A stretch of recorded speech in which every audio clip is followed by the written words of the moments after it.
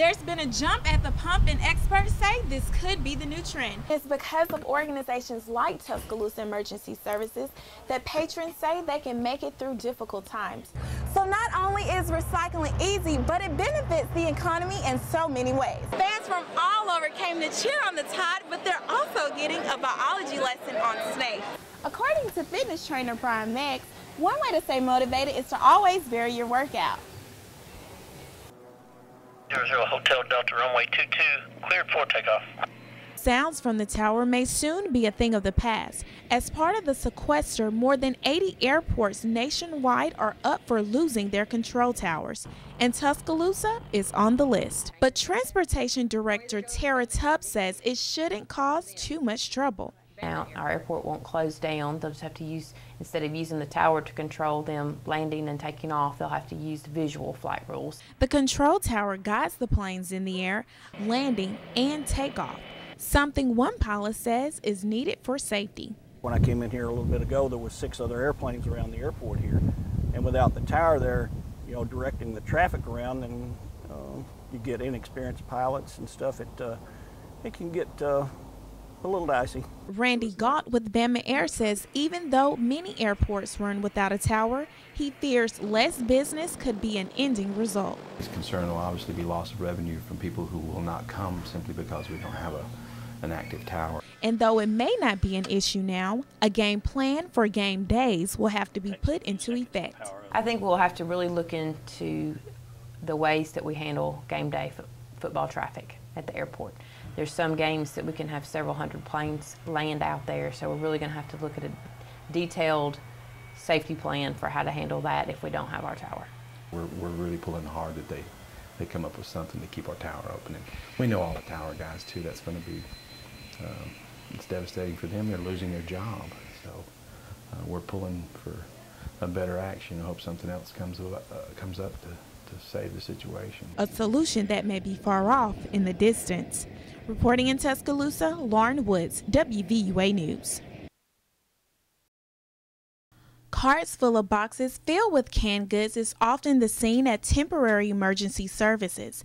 People giving back to the community, and it's something Dexter Jones says he and his group had to be part of.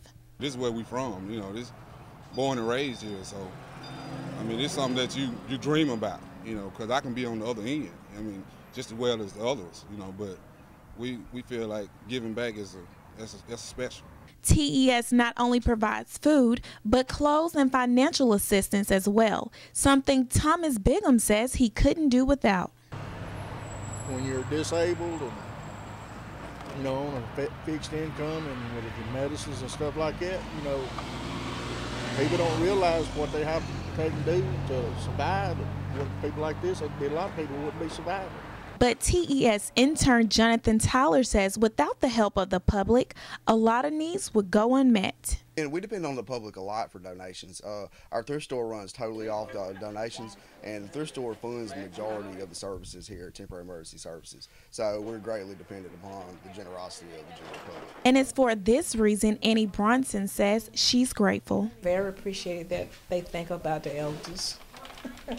I really am, and I thank God and thank y'all for just being concerned. And it's because of organizations like Emergency Services that patrons say they can make it through difficult times. Reporting in Tuscaloosa, Lauren Woods, WVUA News. Heavy traffic and pedestrians walking in the street is something Emmanuel Jenkins says he sees on a daily basis living near Martin Luther King Boulevard in Northport. He says even though plans are in the works, things aren't being done. We lack sidewalks, the pedestrians are at risk, and the available money has been there. According to the city of Northport, the city received a match grant 10 years ago for a project that is estimated at $10 million.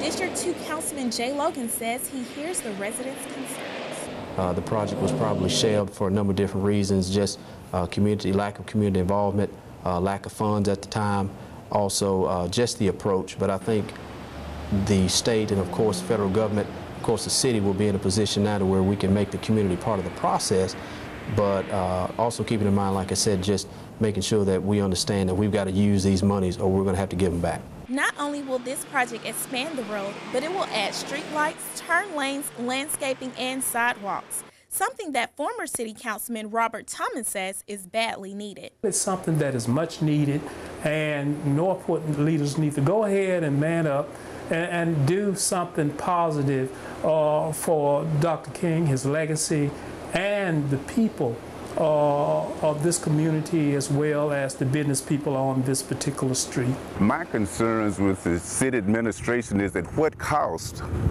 will this road come at? Do we have to wait until an accident happens or a major catastrophe or someone's child is hit by a car before this money is put to use? City engineer Charles Swan and engineer Bruce Higginbotham are over the project, and both say the project is in phase 1 and construction should start in 2015. Reporting in Northport, Lauren Woods, WVUA News.